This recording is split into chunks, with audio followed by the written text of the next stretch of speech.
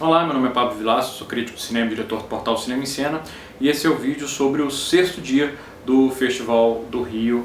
Eu vou comentar sobre 2 filmes. Aliás, antes de comentar sobre os filmes, todo dia aparece um cara nos comentários do YouTube reclamando que eu estou usando o crachá durante os vídeos. Eu sempre uso o crachá do evento que eu estou cobrindo quando eu gravo vídeo sobre aquele evento. Então, ignore o crachá. Tá?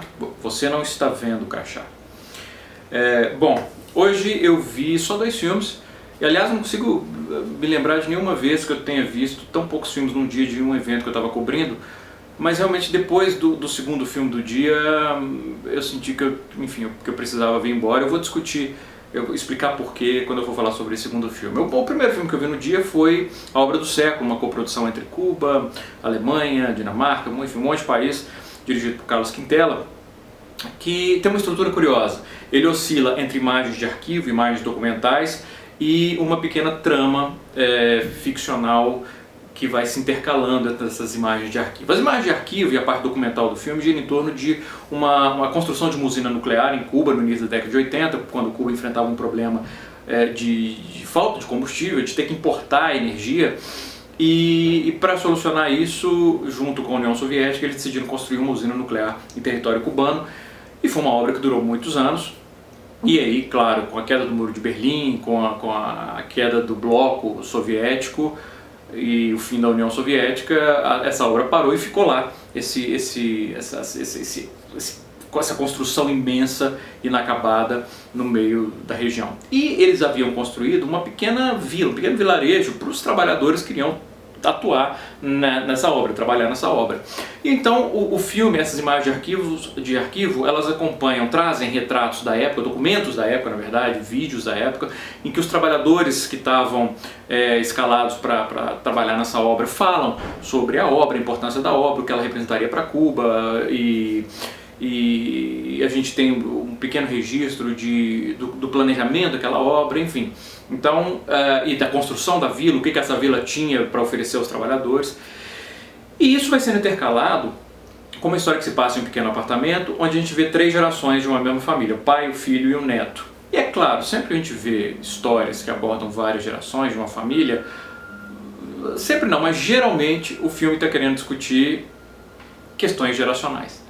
Embate de gerações, diferença de percepção, de cultura, e aqui não é diferente.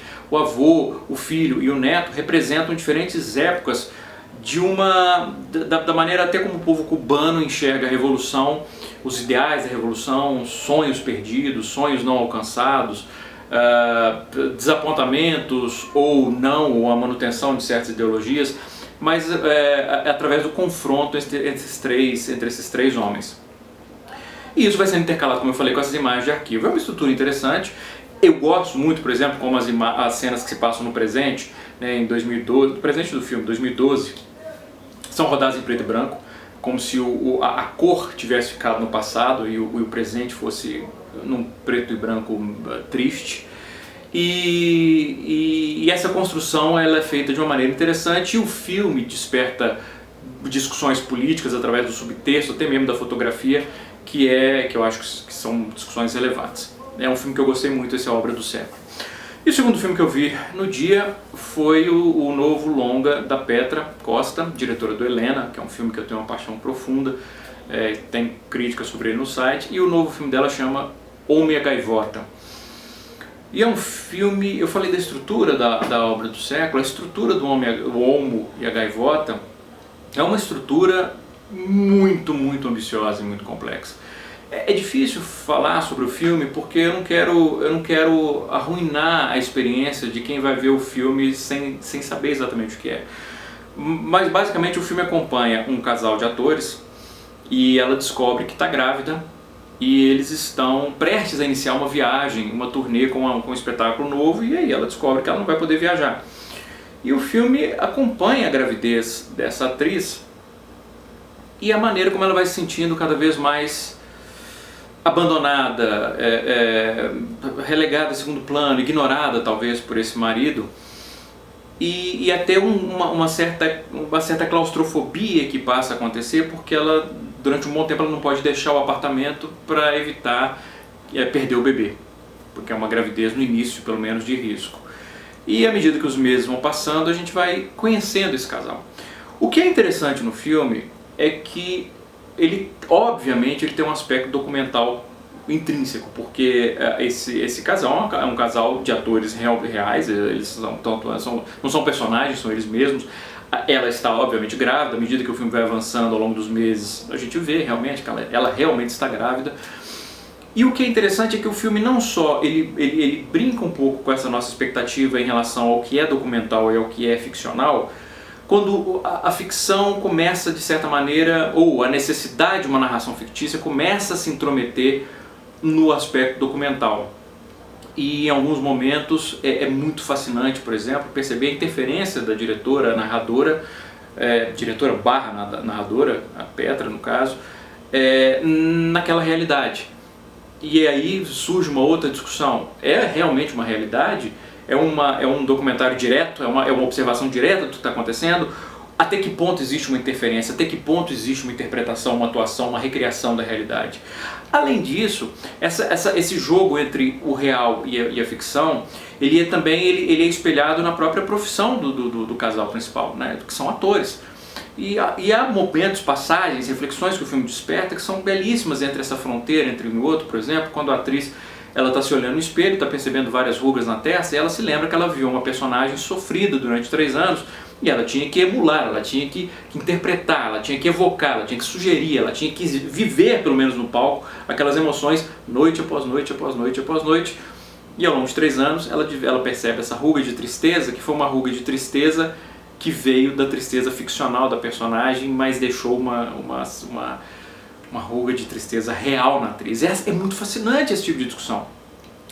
E além disso, existe uma série de discussões existenciais que o filme provoca sobre solidão, sobre insegurança, que são extremamente tocantes e reveladoras. Além de tudo isso, existe uma questão fundamental no filme, que é um filme dirigido, produzido, roteirizado e co-roteirizado e protagonizado por mulheres, sobre gravidez.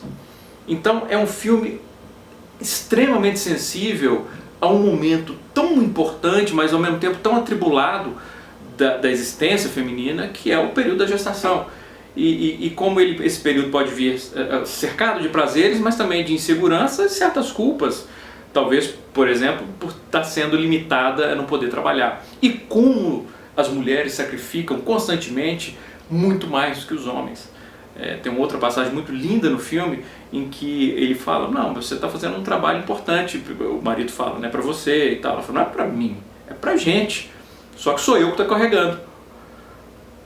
E isso é muito revelador, esse comodismo masculino durante a gestação, que é um comodismo, sim, de certo ponto biológico, não há como evitar, mas que tem um componente social inegavelmente forte, enfim, e aumenta o sacrifício necessário para as mulheres. E é um filme, como vocês podem observar, um filme cheio de discussões, é um filme, apesar de eu estar fazendo parecer que é um filme pesado, é um filme que você ri muito pela interação entre esse casal, que é um casal simpaticíssimo. Termina o filme, você quer ser amigo daquele casal.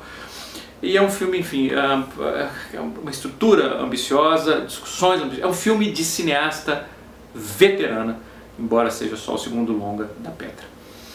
E isso, foram esses 2 filmes que eu vi no sexto dia do Festival do Rio. É isso, um grande abraço e bons filmes.